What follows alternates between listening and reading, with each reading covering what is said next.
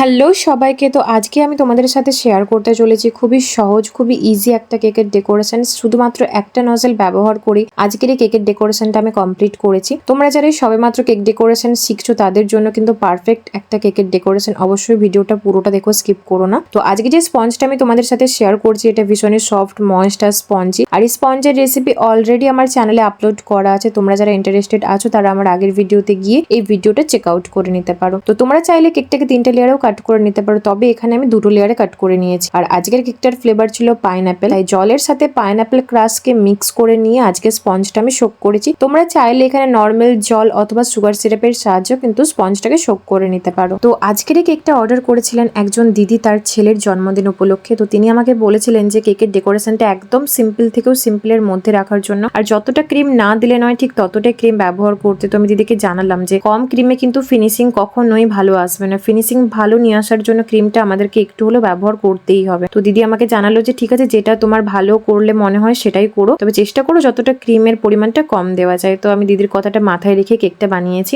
আর এখানে আমি ভর্তি ভর্তি করে ফিলিংটা ব্যবহার করেছি যাতে কেকের টেস্টটা আরো বেশি খেতে ভালো লাগে। আর তোমরা যারা অনেকদিন আগে থেকে আমার ভিডিওর সাথে যুক্ত আছো তারা জেনেই থাকবে কেকের যে ফিলিং হয় ভেতরের ফিলিংটা সেটা কখনোই কিন্তু আমি কিপটেমি করি না, সবসময় যতটা বেশি দেওয়া পসিবল ততটাই দেওয়ার চেষ্টা করি। তো তোমাদেরকে আজকে ভিডিওটাতে আরো একটা জিনিস দেখিয়েছি যে কেকের যখন আমি স্পঞ্জটা বানিয়েছিলাম উপরের টপটা কিন্তু অসমান ছিল। তো সমান করে কেটে নেওয়ার পর যে এক্সট্রা স্পঞ্জটা সেটা কিন্তু আমি ফেলে দিইনি, সেই স্পঞ্জটাও কিন্তু আমি কেকটার মধ্যে ব্যবহার করে নিয়েছি, কারণ ফেলে দেওয়ার কোনো দরকার নেই। এই কেকের স্পঞ্জটা যেহেতু আমি কাস্টমারের জন্য বানিয়েছি তো অবশ্যই আমি কাস্টমারকেই প্রোভাইড করব। তো আজকের কেকটা আমি কিন্তু কোনো মোল্ডে বেক করিনি, একটা বাটিতে বেক করেছিলাম, যার জন্য কেকের আকারটা একরকম ছিল না, কোথাও বড় কোথাও ছোট এরকম হয়ে গেছিল। তো এরকম যখনই আমার মনে হয় তখনই কেকটাকে অ্যাসেম্বল করার সময় আমি একটা ধারালো ছুরি দিয়ে কিন্তু কেটে কেকটাকে পুরো সমান করে নেওয়ার চেষ্টা করি, এতে করে শেপটাও খুব সুন্দর আসে।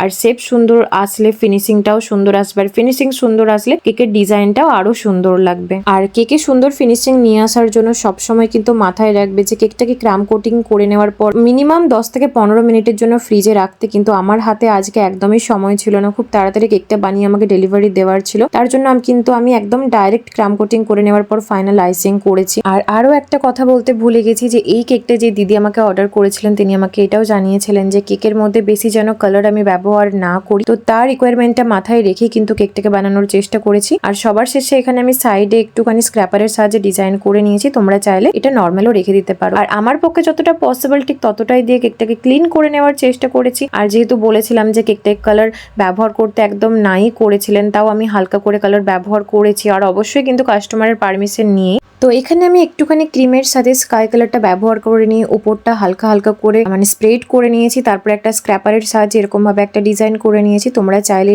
স্ক্র্যাপারের ডিজাইনটা স্কিপও করে যেতে পারো। তারপর এখানে আমি নিয়ে নিয়েছি একটা স্টার নজল, আর এই স্টার নজলটার উপর কোনো নাম্বার লেখা ছিল না। ডিজাইনটা তোমরা এই নজলটা তোমরা যে কোনো র মেটেরিয়াল শপে ইজিলি পেয়ে যাবে। আর এখানে আমি স্কাইয়ের সাথে ইয়েলো কালারটা মিশিয়ে একটা শেডিং ক্রিম ক্রিয়েট করে নিয়ে এরকম ভাবে আমি কিছুটা রোজেটস বা কিছুটা এরকম ফ্লাওয়ার টাইপের বানিয়ে নিয়েছি।